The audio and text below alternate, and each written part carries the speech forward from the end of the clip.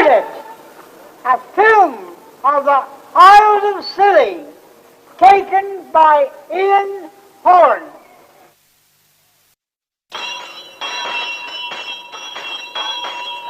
Noted, the Isles of Scilly Museum will be open in the Garrison Lane from 10 a.m. to 9 p.m. except meal times. Admission 1 shilling, children 6 pence. It's Wilfred who bids you welcome to St Mary's on the Isles of Scilly, the largest of the islands, and it's here that you'll arrive if you come by steamer. Wilfred, who's 63, has been the town crier since, well, how did it all start, Wilfred? You tell us about it yourself. I started in 1927, January month. I was down on the quay one day, and the late Mr. Fred Ward, that's Mr. Rodney Ward's father, asked me to go up and get Humby's bell. When I done so, I took it on, and I took it on for about 3 months. And he wanted his bell back, and he took it on for the rest of the summer of 1927. But in November he died, and I've had it ever since. And this is the Wilfred moving off to cry down the town the latest news and events that are taking place in St Mary's, whilst the visitors arrive through the little village street of St Mary's. There are various methods of arriving here. The papers, for instance, have flown over from Penzance.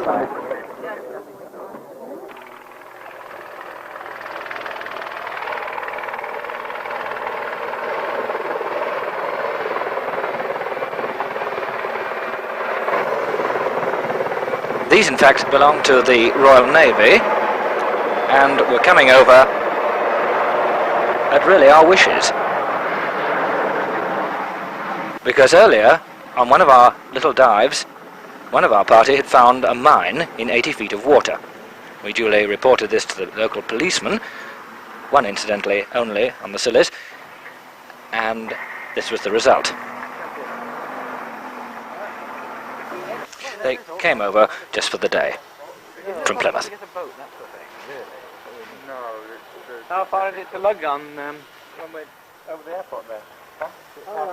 Down where they've gone, down over the airport. I mean, do they want us to point where it is, or shall I show them where it is under the water? Well, it was a question of just telling them whereabouts it was, but they were unable to find the mine, and to this day, as far as we know, it's still bobbing about, wedged between a rock 80 feet below.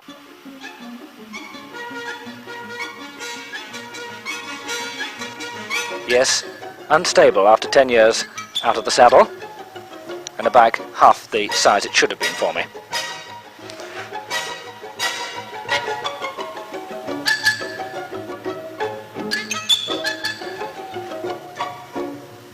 This is really the best way to explore the island, St Mary's that is.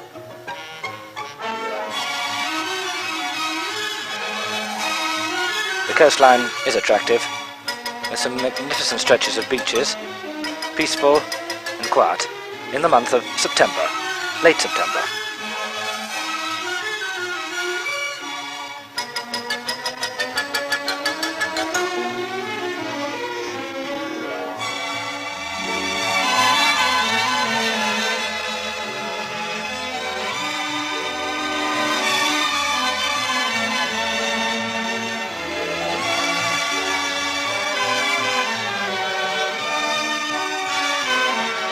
The coastline is certainly varied, and here, along these rocks and just on that headland, lies the Lady Charlotte, a steamship which went down in 1911, lying in 90 feet of water. Quite an interesting wreck to observe. But even more exciting are the fruits from the sea, and here one of the many crayfish that are to be found there.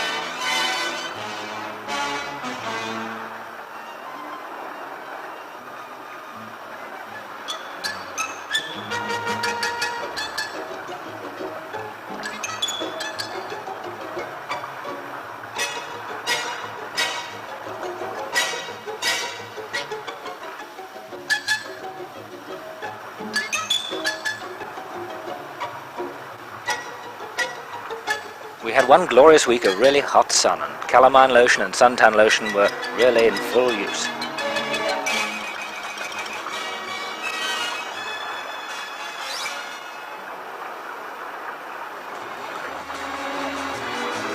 The animals are very friendly, and here this cat, he attached himself to us and spent the whole afternoon with us. He lives amongst these rocks during the summer.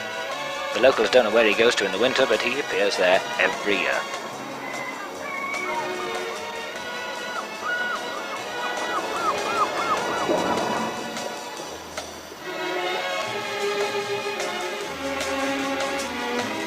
And there he was when we left him, lying in the hot sun on the rocks.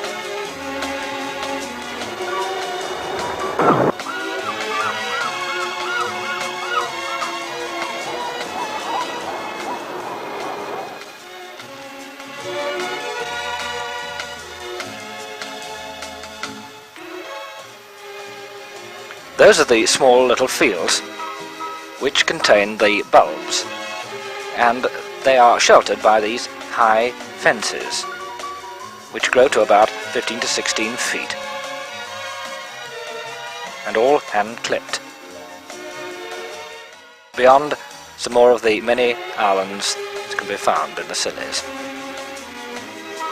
And here in September the daffodil bulbs being planted, with the farmer and his colleague wishing us well on our way. A very friendly and hospitable crowd there.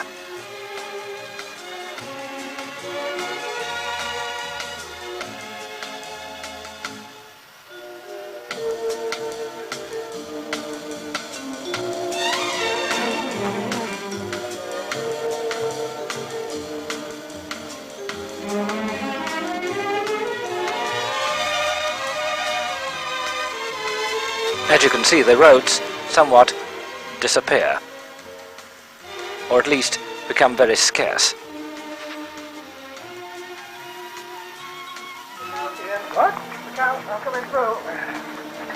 In some cases, vanish altogether.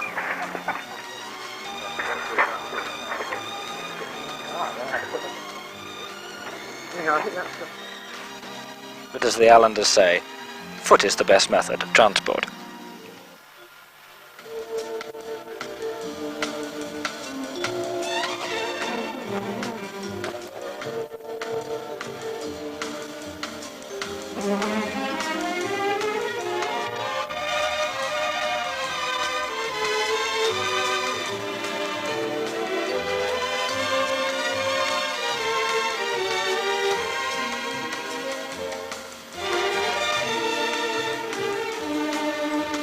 These are the houses which belong to the lighthouse keepers.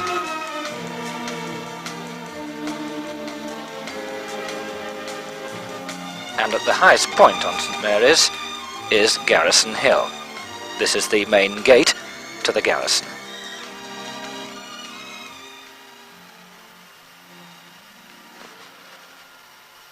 And above the inscription to the late governor of the island, and below the stonemason who decided to leave his mark too.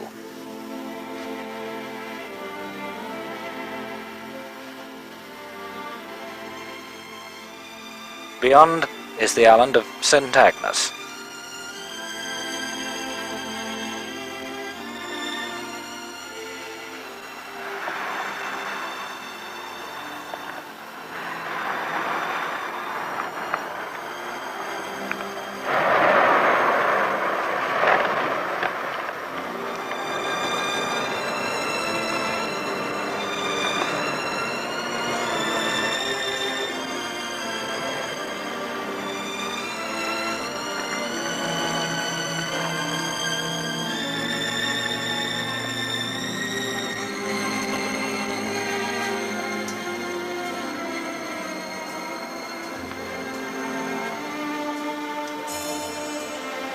But on again by bicyclette, this time to the harbour at St Mary's to plan an excursion to one of the islands.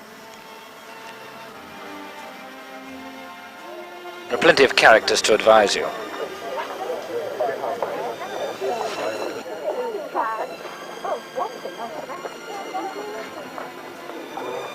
In fact, the Salonian, a boat which the Reverend Gillette, chaplain of the islands, has many memories of. You got $10 in the town. I haven't. I've given a £10. It was the first trip I ever had over here. And in those days, ladies wore veils. And one lady was being rather ill. And a sailor came by, and as he walked past her, I heard him say, "Hello, Mrs. Swift in it." An extract from the Reverend Gillette's Lantern Lectures, which are very well attended and brilliantly put over. There he is, on the right of the picture, the chaplain of the islands, the Reverend Gillette, with Dr. Ramsay, who had arrived for a day's visit to visit Tresco and St. Mary's.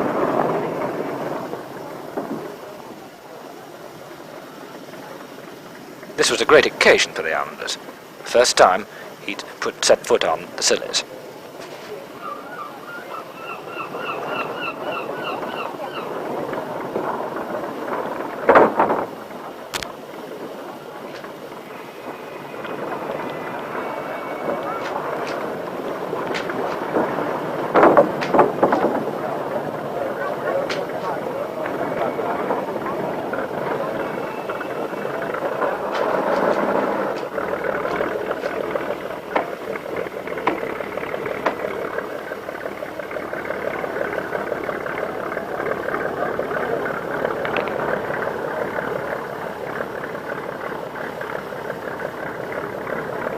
Well, he's ready, and so are we, including the famous dogs who accompany their boatmen.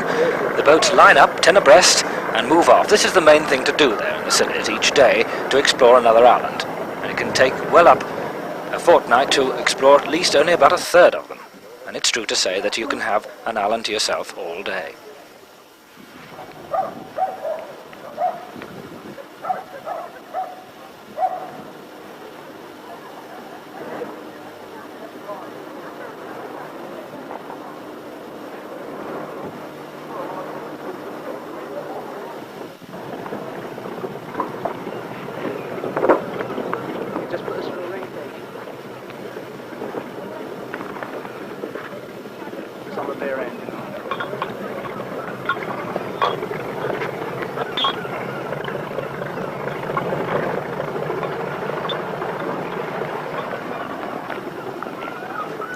Well, the Archbishop's moving off. There he goes, en route to Tresco, and the little armada of boats followed him that day.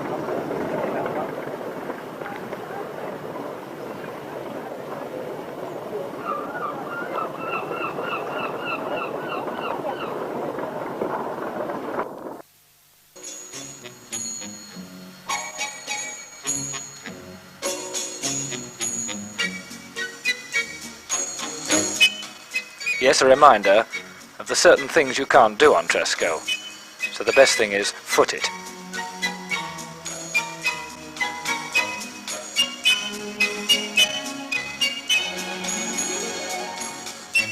With the Gulf Stream running so close to the Scillies, this island, Tresco, has become a paradise of flowers, shrubs, and various rare species of bird life.